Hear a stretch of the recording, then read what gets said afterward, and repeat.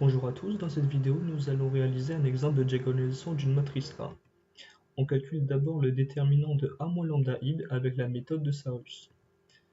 On commence par faire le produit des éléments descendants, puis le produit des éléments montants. Après développement et simplification, on obtient moins lambda au cube plus 5 lambda carré moins 8 lambda plus 4. Ce polynôme s'appelle aussi le polynôme caractéristique de la matrice A. En le factorisant, on obtient 1 moins lambda, facteur de 2 moins lambda au carré. On en déduit alors les valeurs propres lambda égale à 1 et lambda égale à 2, les racines du polynôme caractéristique. Maintenant, on va chercher les vecteurs propres.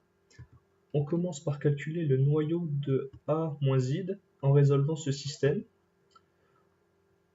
On y pose y est égal à alpha et on en déduit x est égal à moins alpha et z est égal à moins alpha. Et enfin, on obtient le noyau de A moins lambda id qui est égal au vecte de moins 1, 1, moins 1. Même chose pour le noyau de A moins 2 id. De cette matrice, on en tire l'équation x plus y plus z égale à 0. On pose le système suivant et on obtient deux vecteurs pour le noyau de A moins 2 id. On prend chacun des vecteurs et on pose la matrice de passage P.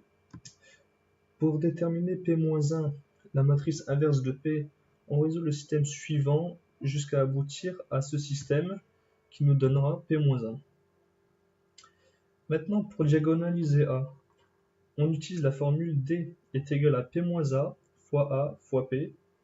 On a alors deux produits de matrices à faire et on obtient D qui possède les valeurs propres sur sa diagonale.